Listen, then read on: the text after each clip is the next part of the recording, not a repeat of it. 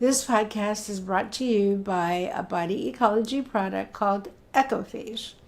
Now, Ecophage is a grouping of four viruses put together that work to conquer a microbe that can be very beneficial, but it often goes rogue and becomes a pathogen. It's called E. coli. And you'll find pathogenic E. coli in SIBO. You'll find it in people who have eaten out, say at a restaurant, and gotten diarrhea, or they've gone on a trip to like Mexico and gotten diarrhea. That would be preventative if you took Ecophage along with you on those trips. SIBO, though, is a very, very common infection of the small intestine, and Ecophage works in the small intestine to get rid of the Ecophage, whether it's there because it's not supposed to be, or it's there because it's turned into a pathogen. The other really important reason why Ecophage is beneficial as a supplement is that many people get urinary tract infections. Many women after menopause have recurring infections, UTI infections, and they can be painful, they can be frustrating because they keep coming back. E. coli is the most common cause of a urinary tract infection. Now, it can be caused by another microbe called Klebsiella, especially if the urinary tract infection was acquired in a hospital or because of a medical procedure. But most of the time it's E. coli, and it's just commonly, there in the bladder, and it's constantly coming back unless you use the Ecophage. So the Ecophage will kill the E. coli and also prevent a reoccurring infection. So all of the Body Ecology products are good for the gut. This is one of my favorites, and I think many people would benefit. Besides the 4 phages, it does happen to have beneficial probiotics too. So I highly recommend you try Ecophage. Go to bodyecology.com. Thank you very much for joining us today for this podcast. Now we talk about autism, and you might, in your family, not have autism. Most people do know somebody that has an issue with autism, a friend, a grandchild, but this podcast is full of a lot more information than just autism. There's literally nobody that can listen to this podcast and not gain some very important information that will help you in your life too. So we talk about young coconut kefir and how that got started and the thousands of families it helped around the world, how you can make it yourself just with boxed kefir. I'm interviewing Holly Larsen. She's been a friend for a really long time. She joined the Bedrock group, which is our group for helping parents with autism. She joined, and with her husband, they worked to get their daughter well. And the daughter today is in college. She's beautiful. She and her twin sister are amazing. There's no sign, and hasn't been for decades, of her daughter having autism. So I think you're going to gain a tremendous amount of information, but most important, I want you to know that what we're talking about is going to concern you too. So let's jump right in.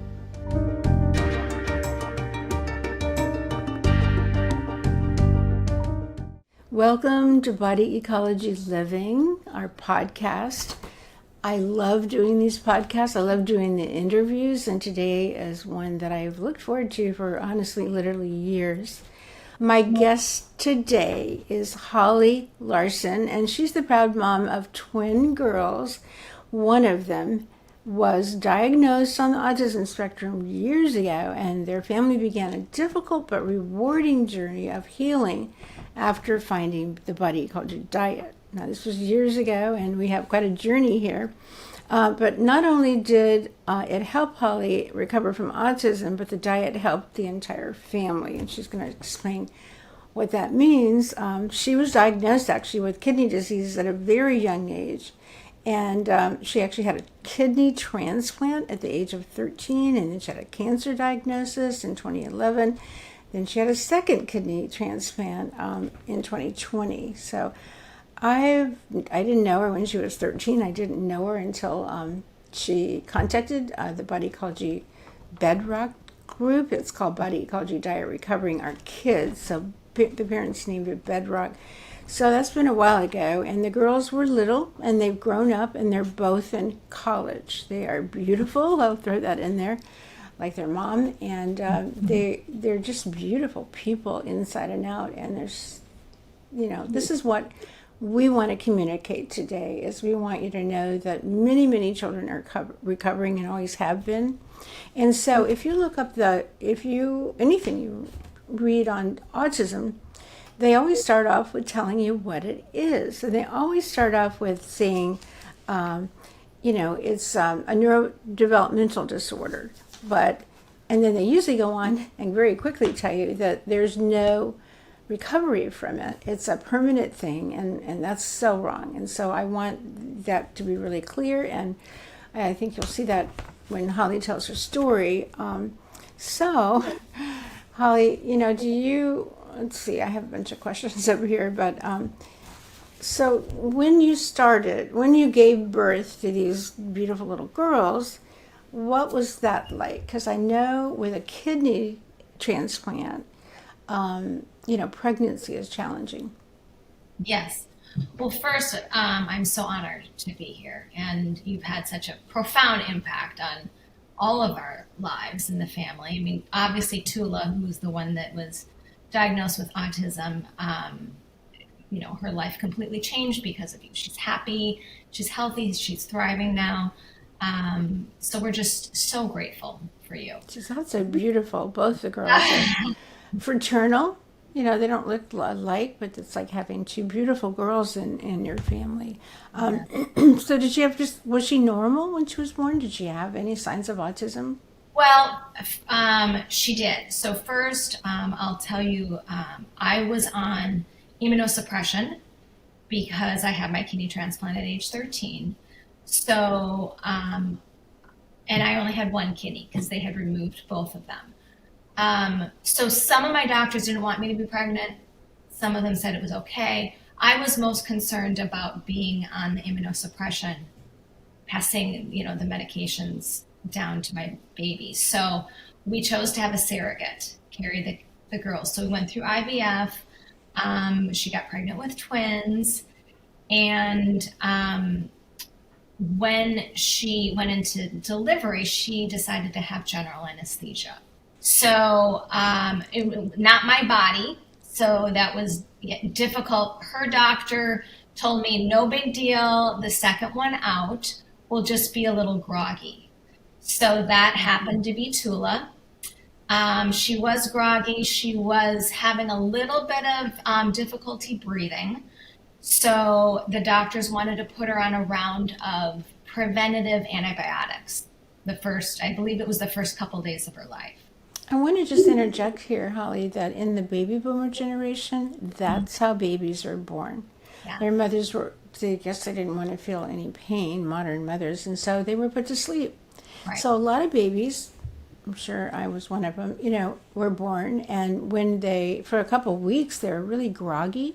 Mm-hmm. They, today's baby, my kids were born naturally, so they were immediately present, looking around, they were amazingly different. Yeah. But that's not done very much today, so that's definitely a strike against a newborn. Exactly. And why did they put her on the antibiotic, though? It was preventative, just in case she got a lung infection. She was fine. But, I had grown up in and out of hospitals and clinics my whole life. I'd always just listen to doctors.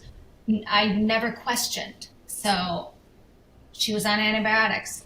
Brought the girls home, and the surrogate was kind enough to pump some breast milk for us. So the feedings, though, did not go well with Tula. She would kick and scream, and I'd have to massage her to get any milk down. She was diagnosed with reflux by her pediatrician, was put on medication, told us to switch to formula. We tried. I know. We tried. That's so common today. I'm constantly talking to new moms who they didn't maybe produce enough milk, they thought, and that's the first thing that the doctor says to do, or they try it themselves. They go on a formula, and there's not really a good formula out there. So, Right, right. So we were switching formulas and finally came, we found one that helped her a little bit, but I was not used to looking at nutrition labels back then. And the first ingredient was sugar. So she was on that formula for a long time. So born C-section, did not get the beneficial bacteria, was on antibiotics actually many times because that first year her sister would get a cold and she would get pneumonia. And she had all these rounds of antibiotics for ear infections. I don't even know if they prescribe antibiotics for ear infections anymore, but it was about 3 times her first year. And no breast milk. So, there are 3 strikes right there. can I again interject a little bit of interesting information? Because, we know more and more about the microbiome and how it's formed at birth and all. The first 3 months, the digestive tract in a newborn simply isn't working. It's even difficult for the newborn baby to digest their mother's own milk. And there's very little protein in milk. They've just got the whole formula thing completely wrong. But anyway, it's not unusual for the first 3 months for babies to spit up and have quote unquote reflux. But mothers don't know that. The doctors don't either, I guess. And so they think, oh, he's spitting up and, so he's not digesting my milk. But that inner ecosystem is trying to get established. And when it is in 3 months, things start going much smoother. So, so back to what you were going through. In the meantime, we had another little girl to contrast Tula's, health, basically her digestive tract and everything. And so, was there a big difference between the 2 girls? And there were. Tula was having diarrhea, where her sister was not. Tula, she looked unhealthy. She would have hives. We never found the culprit. She had dark circles under her eyes. As she grew, she was very thin, but with this distended stomach. And then started the behavioral symptoms. So she started stimming, like hand flapping. She had echolalia.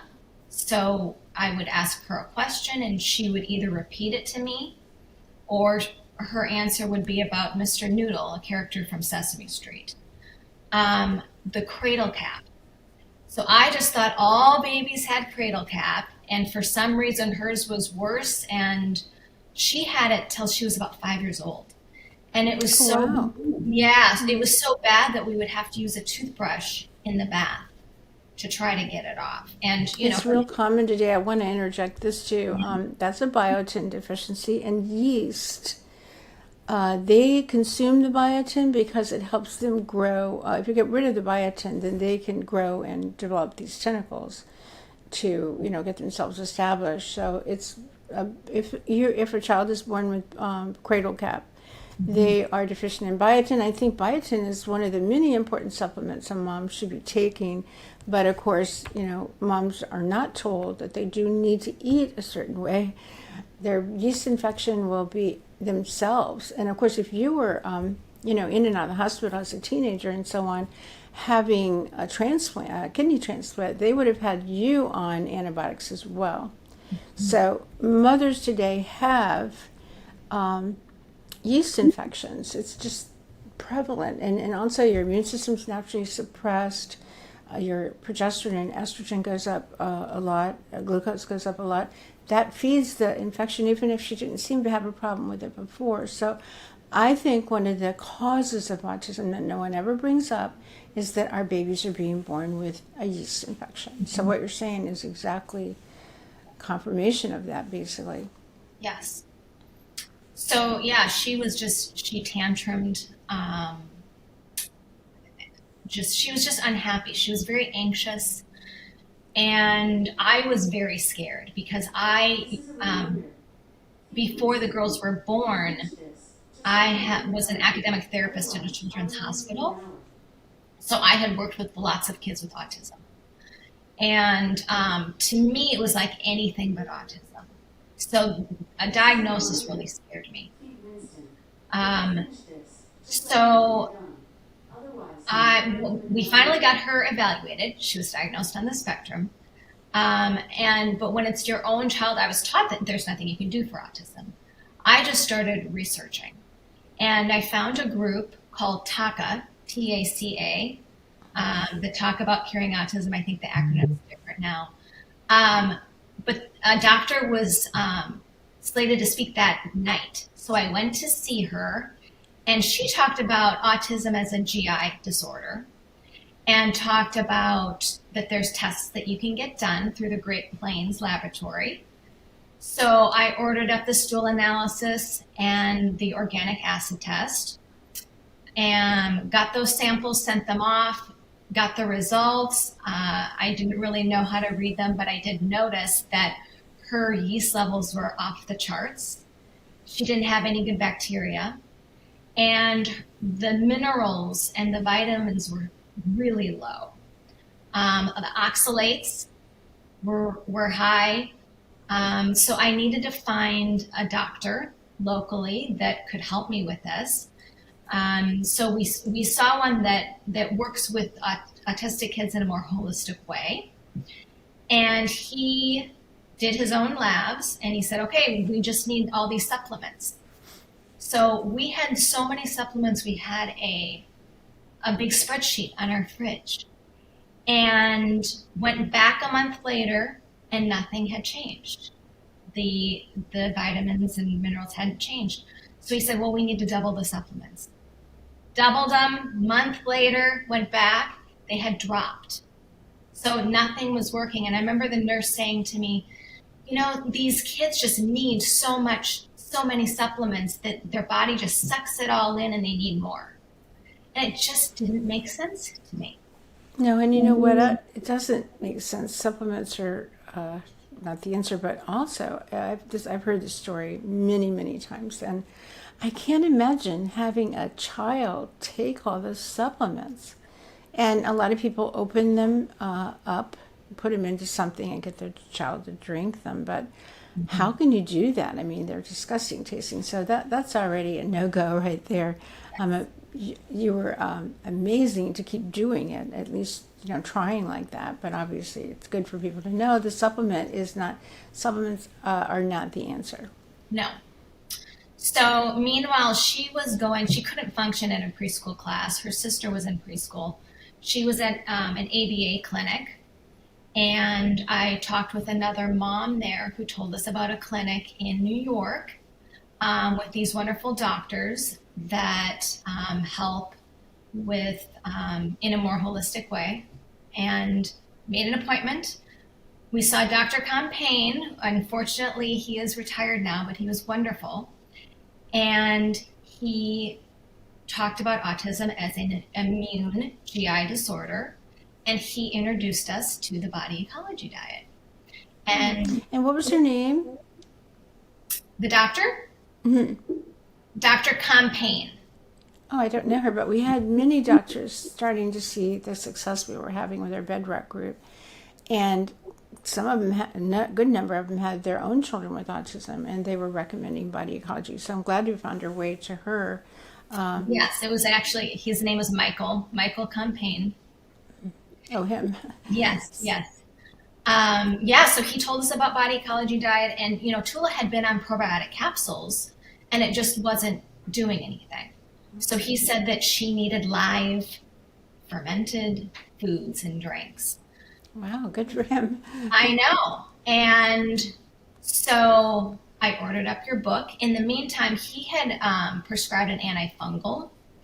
So she had a small die-off with that, where the yeast is being killed, and so the behaviors get a little worse. So her die-off was more stimming, more anxiety, and I was reading your book at the same time, and I was feeling a little bit overwhelmed with all the information. And I was kind of thinking, maybe this antifungal will just do the trick and cure her. And it didn't. She just really was no different after that prescription was done. So Mike was the one that was really interested in fermenting. So in his past, he had loved making beer. So the idea of fermenting coconuts really interested him. So I was really Well, so you started on the diet and you started opening and fermenting coconut. And I know Michael had told me that story about he and his friend made beer. And when they were young, college or high school or something. So he liked the concept of fermenting. yeah. And thank God, because he started opening, well, it's a pain to open up coconuts. And he did that for you. I think that's, people didn't do the diet because they don't know how to get into the coconuts. We didn't have anything else at that time. So you had to do it yourself. And so having Michael, opening those coconuts and then you fermenting that was great. I feel like this story has a divine arrangement in it. Just the fact Absolutely. that Michael wanted to do that and he's willing to open the coconuts. And can you tell people about what happened when you started fermenting the coconut water? Yeah. So Tula had been on the diet, and that was a transition for her, because she was really used to. She was such a picky eater.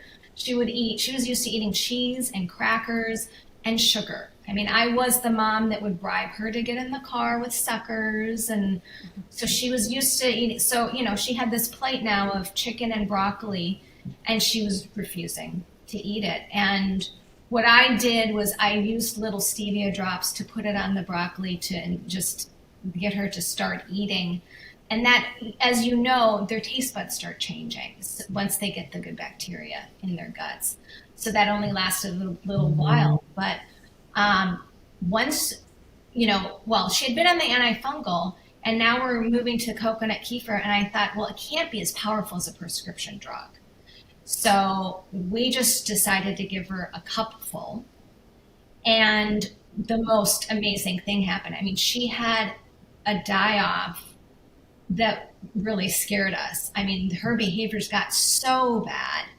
And I called the doctor and he said, well, it's working. You just have to decrease the dose. So we went from about a cup to about a half teaspoon and worked our way up. Now I know not all kids, react that way, but for her it was pretty intense. And we would just use a little syringe and say you can have 5 of these syringefuls of kefir, and then you can have a gluten-free, casein-free cookie. As her taste buds started changing, then we would just do half a cookie, and then there was no cookie, and she would be asking for the kefir on her own. So that was amazing, and she started connecting. She started talking.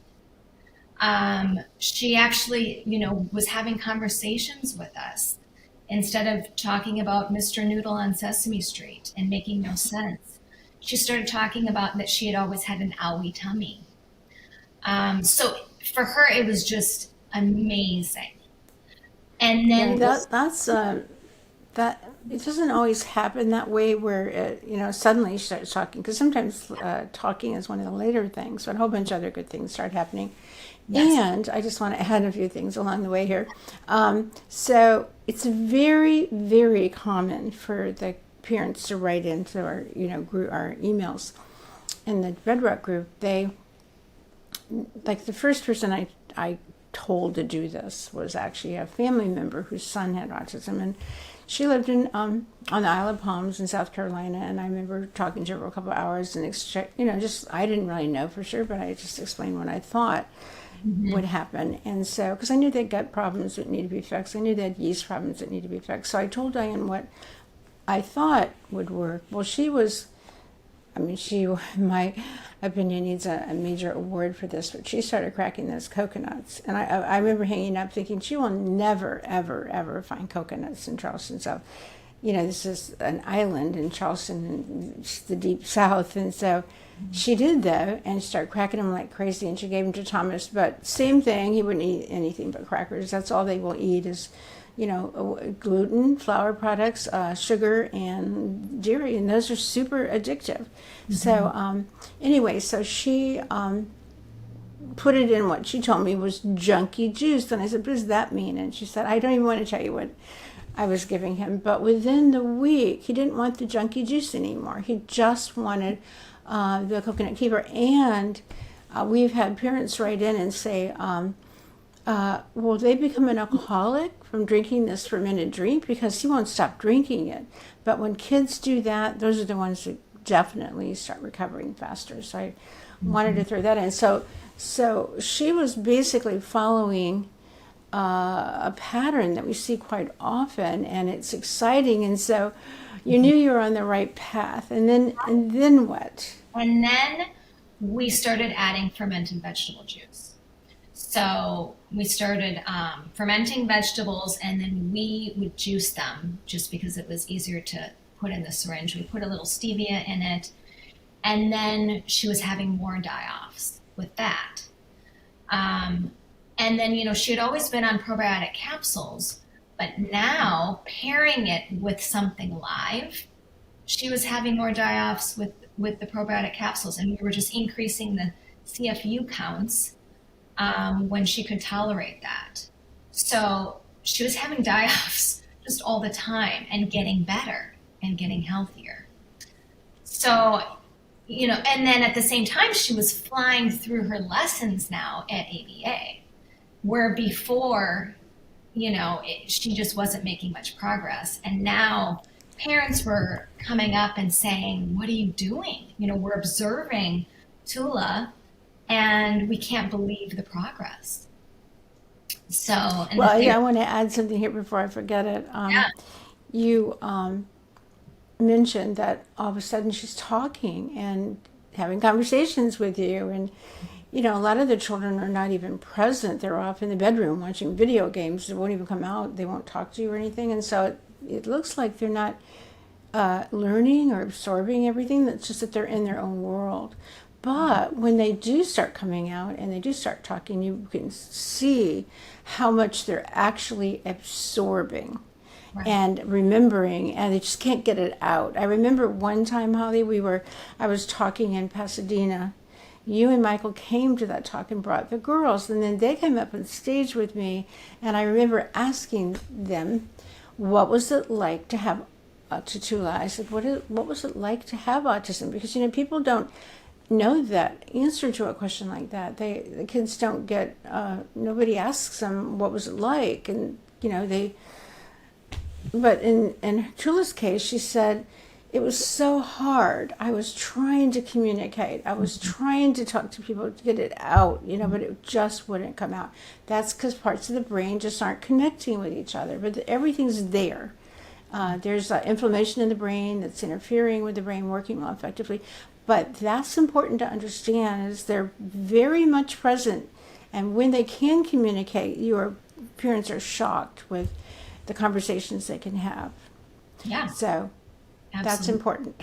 Yes. That's encouraging for parents to know that their child's just not, like, I don't know, like their brain isn't working. It is working. Right. So what about, and then her sister, when I asked her, well, what was it like to have a sister that wasn't there, basically? And she said, that's exactly what she said. She said, well, it was just like having a sister, but no one was there. So, but another thing I want to ask you, a lot of times, I see this so commonly, is there are other children in the family, and then this child comes along with autism, and it requires so much focus to help that child get well. The other children often, feel like all the attention is going to the child with autism. Can you speak to that? Tula's sister definitely felt that way. And it was hard too, because I would have to sneak her in the basement just to have, some grapes or a treat. And she didn't like that, and there were times where she would come, I would say, it's a secret. And she would go straight to Tula and say, "Guess what I just ate?" And she wanted Tula to know, and she just, it was hard. It was really hard on her.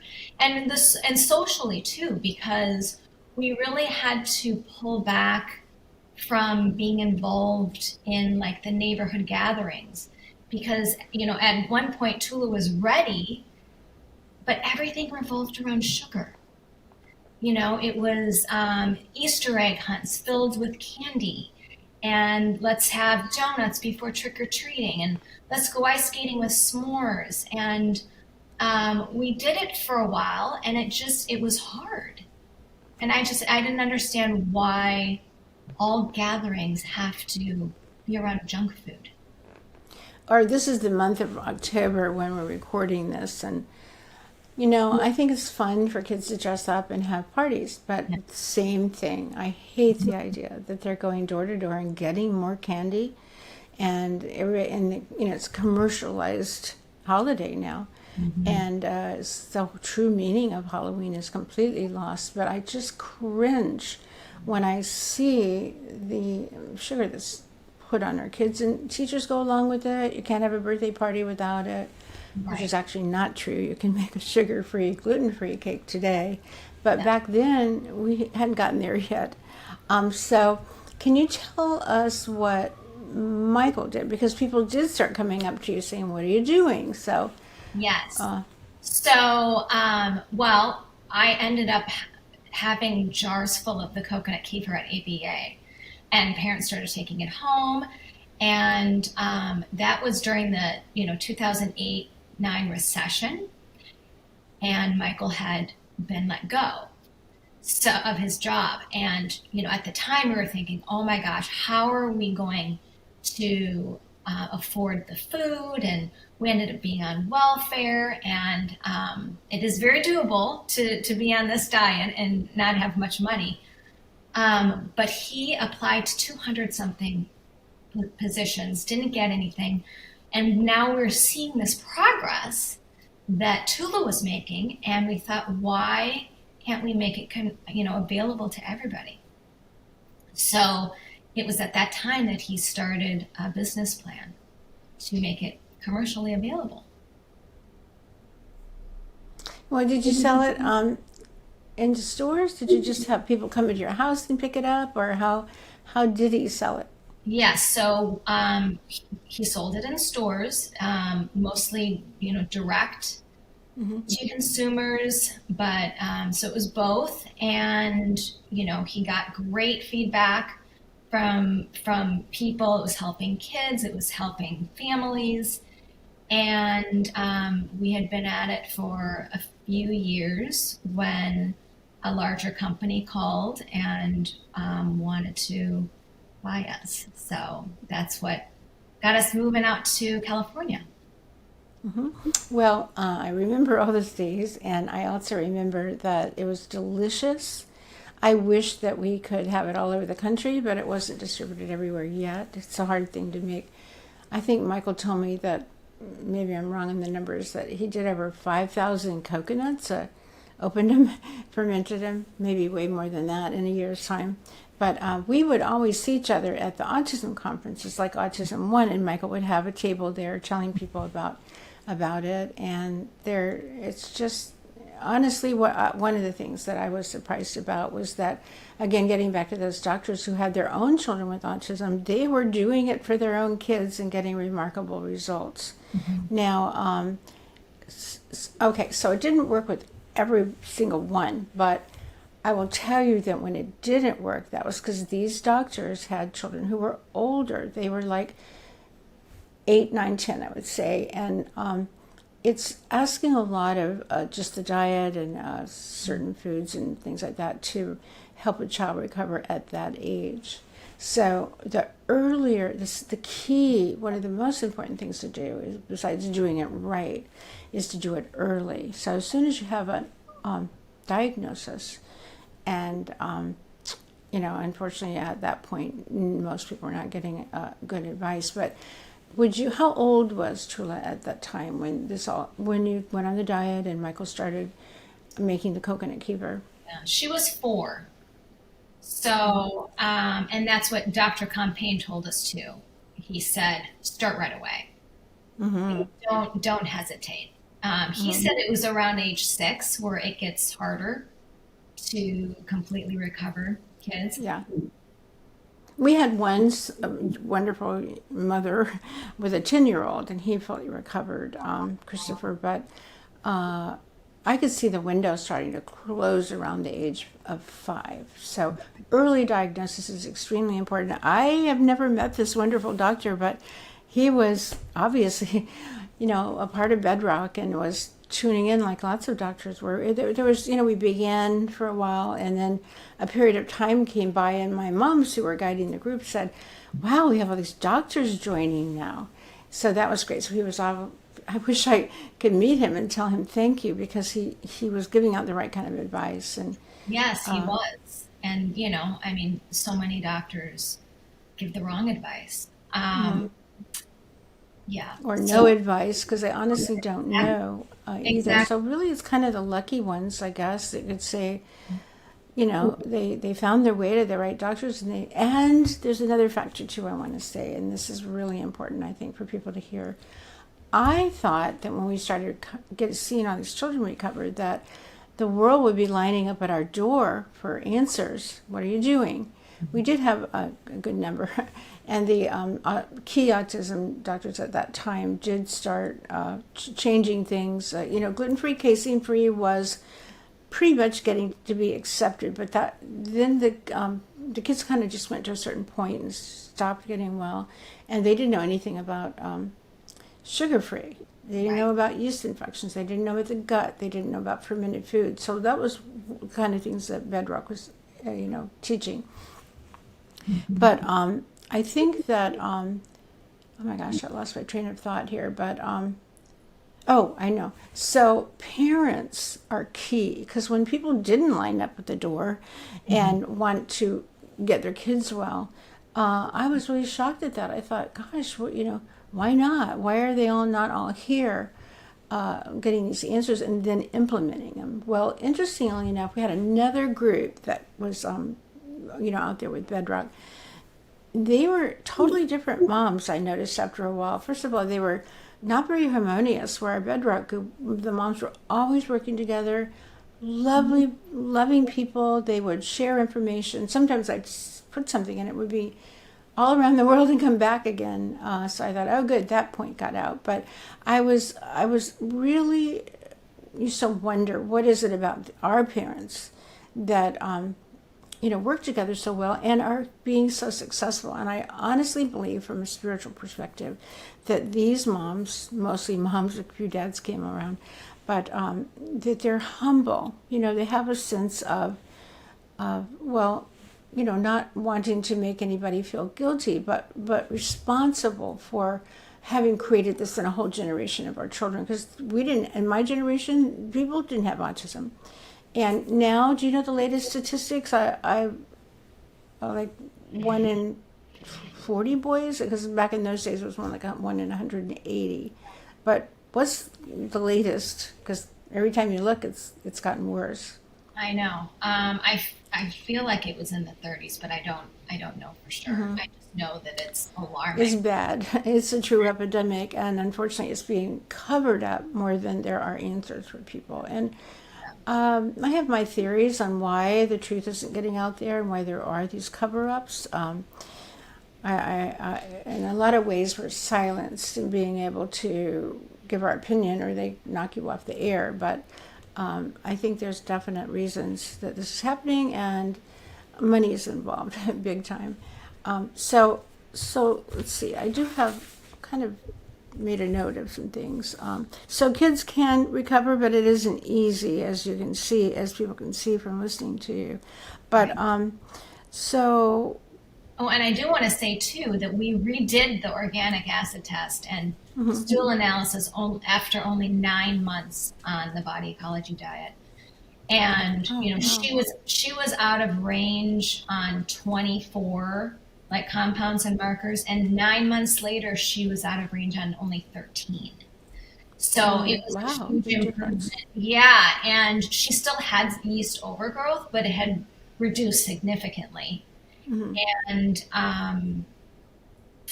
yeah, so I mean, I was really surprised just after only 9 months. Well, yeast are a normal. They're normally present in the body and in the gut in particular. One of the things you have to do is crowd them out with the good bacteria, and so some of the kids love the fermented vegetables. They take to them right away. The way I often encourage moms to introduce it is to put them in a bowl and put some bleached corn chips around in there, and then they like to scoop it up and eat it, and then they'd start getting into it, and that sour taste is kind of addictive too, and they'd go on and eat more, go on them all the time. And if you're not crazy about the sour taste, you can add olive oil to them, which is more like a salad dressing, is really something sour like lemon, vinegar, olive oil, and some salt. And so you can easily do that with the cultured vegetables, and then they taste more like they're a salad. So one of the things I wanted to bring up was brain work. I did an interview just recently with a woman who has had excellent success with her program, which is called Brain Harmony. And I would encourage people to go back and look at listen to that podcast. But did you do any kind of a therapy like that? We Other did therapies? not. No, she was just speeding through her lessons at ABA, and so then she was able to go back to. She was able to go to pre-K with a therapist, and then the therapist said, she no longer needs me. So she just fit right in. I'll never forget the call when he called me and said, she's asking other girls for play dates, which I didn't know if that would ever happen. And at the end of the year conference with that pre-K teacher, she started crying and said, I would have never in a million years imagined that recovery was possible, because I saw how she was at the beginning of the year, and I didn't think that she'd be ready for kindergarten. And now, she's just completely normal and thriving. Yeah, and to fast forward years, she's now not just ready for kindergarten, was ready for college. But along the way, I know I would get reports from you or Michael, what the girls were doing. So it was clearly, people probably are doubting, but, it was clear it was over with, completely done with. And yet Michael was saying, well, Tula's playing music, and the girls love music, and they're singing all the time, and performing even. So I know you put them in a great school that nurtured that. But kind of describe them today. Yeah. So Tula is, they're both out on the East Coast at different colleges, and Tula's really involved in environmental policy. So that's really her passion. She's been lobbying now for a few years. And, she heads up climate strikes, and she's just really passionate about that. So, and her sister's more undecided, but is doing great. They both really love college, and I think it was good for them to be away from each other too. But Tula was just home for fall break, it was so good to see her. And we had a conversation about just her autism, and because they have a lot of feelings about, well, her sister too, people knowing, and Tula being bullied, not only for the food that she was bringing, to school, but when she would bring up that she used to have autism, there were some kids that would say, that's not true. That's not possible that you had it and now you don't. So that was hard for her. Well, also there's a stigma attached to it. So what I've noticed a lot, parents would not want, if they're little, like 3 years old, and they were working on helping their kid recover, and then the child did recover. They didn't want to talk about it anymore. some of our parents were great and stayed around to help, but for the most part, parents thought this was a period of living through a nightmare. They're well. The kids are recovered, and they're going to forget about it and move on. And I've even had some parents say, we didn't even want him to know that we just told him he had a tummy ache. Well, that father who said that about his son, that he's graduated from Clemson College just this past year, and he's gone on to graduate school, and majoring in accounting, which I'm awful at math, so I think that tells you something about his brain. But he recently, so Beth Lampert is doing a video, a whole entire documentary and movie on the kids that are recovering. And so they interviewed Thomas, and he just came right out and told about, his whole experience and everything. He's not ashamed of it anymore, embarrassed by it anymore. He's actually proud of it, and proud of his mother, because he was the first child to recover, and she really is the person who kept Bedrock going for 5 years. And so thousands of people came to us. At one point, we had over 2,000 parents and practitioners enrolled in Bedrock. So I think it would make a great movie, actually. But anyway, Beth Lambert. She's somebody I did a podcast with her quite a while ago, maybe a year, but also a very, very good podcast to listen to. Now you have your group that you're starting. We've talked about you doing this forever, and finally, the girl's out of the house, and you're ready to do this. Can you tell us about your blog and also the name? Because I love the name. So the name is A Journey Off the Spectrum, and I wanted to share our story. I wanted to share hope. If I would have known all the great information that you have on your website and in your books, it would have saved us from a lot of struggle. So I just wanted, like Bedrock was such a great community. It was, it really saved me, women sharing recipes. And so that's what I really wanted to continue is the blog, not only sharing my story, but to have mothers or dads come on and share their victories and share their successes and recipes and just create a community like Bedrock was. Yeah, you said two key things. Parents need support. Like I could put information out in the world that I thought made sense to try, and then we get feedback and find out it's working. But also you can tell people what to do, but they need to come back and check in and report what they're doing and ask a million questions every day.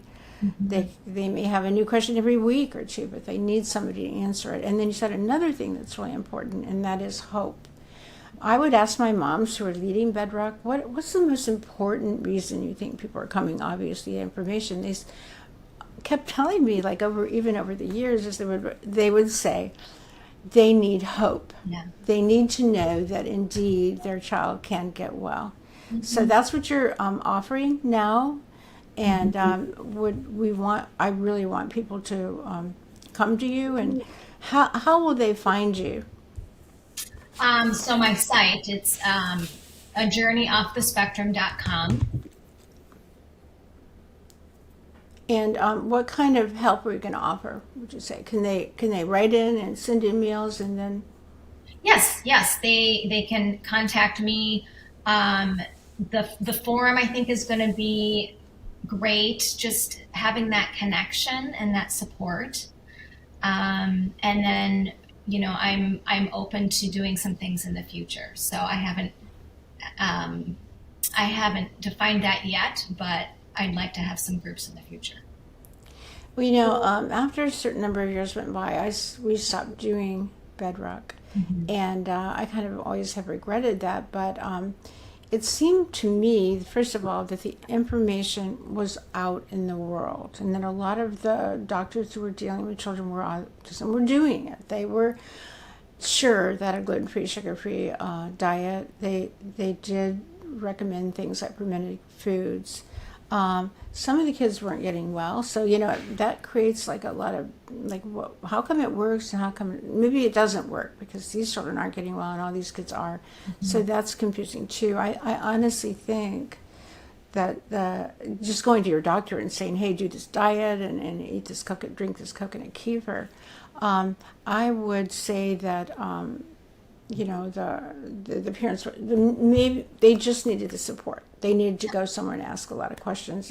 You're not going to get that from your doctor either. So another fantastic thing. I'm very grateful that you're doing this. Of course, part of me regrets that, but it also is extremely intensive on my part too. I would often stay up till 2, 3 o'clock in the morning. I would even be addicted to getting to those emails and answering them. It was helping people all over the world in the strangest places, England and Canada, yeah, but even in Hong Kong, there were groups forming around body ecology. Now, I admire those people so much back then because, and you and Michael, because, the cracking of the coconuts was a pain. And that right there would discourage people. So,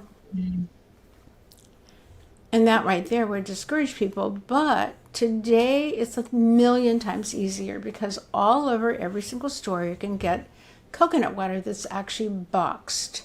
So we sell the kefir starter to make your own kefir, of course, but we also, I lost my train of thought again. Too many things pop in my head. I'll start this whole segment over.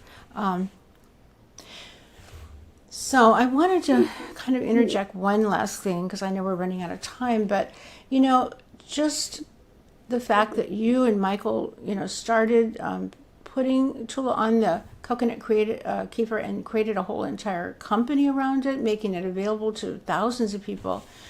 It's just amazing that you all did that, but also the parents all over the world were cracking coconuts. So today, fortunately, thanks to some parents over in England, actually, because they didn't have the coconuts, they figured that it's out. That if you buy the boxed coconut water, which you can get everywhere in stores all over, you can actually use that.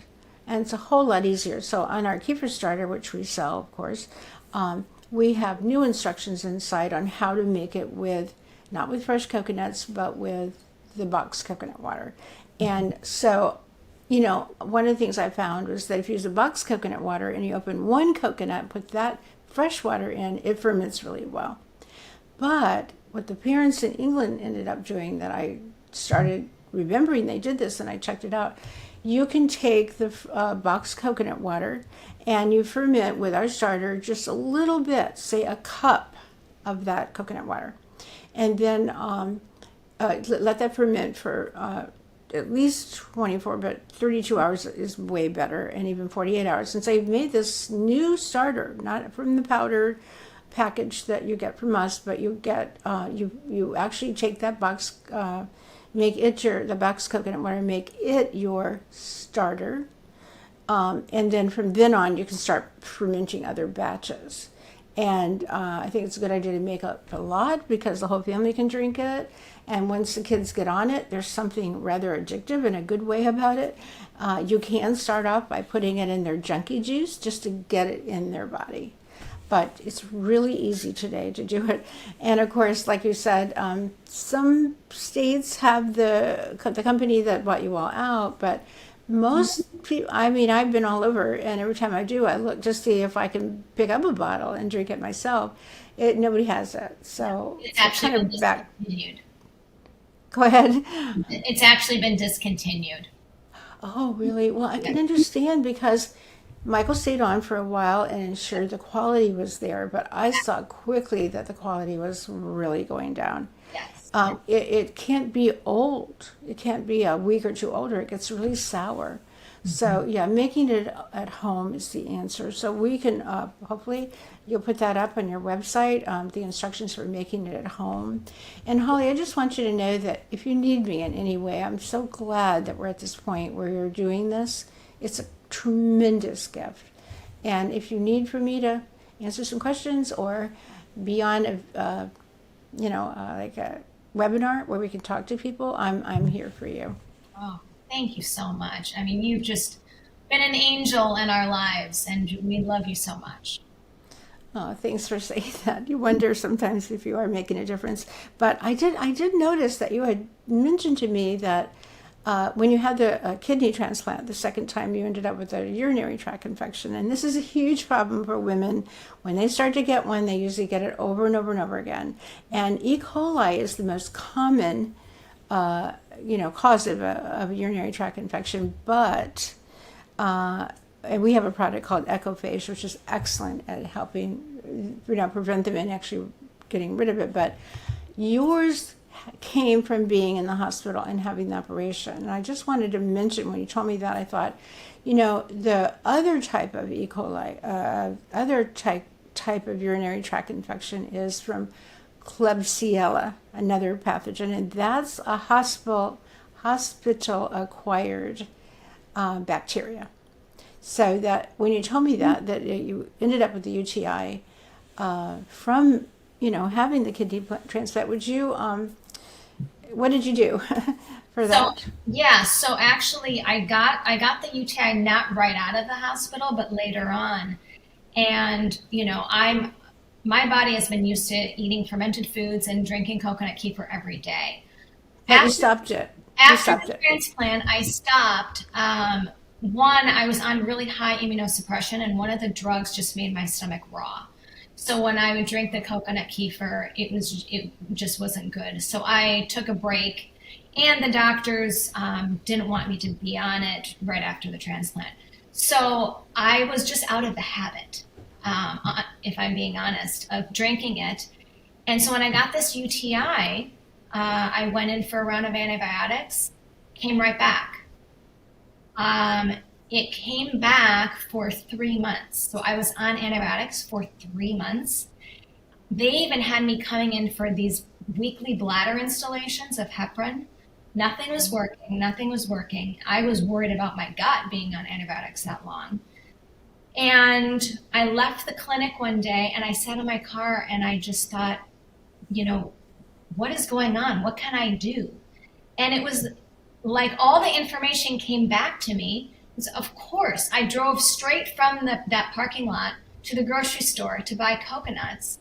And I could feel the UTI coming back at that point. So I knew that I'd be in another round and started drinking the coconut kefir. And within 2 days, the UTI went away and it never came back.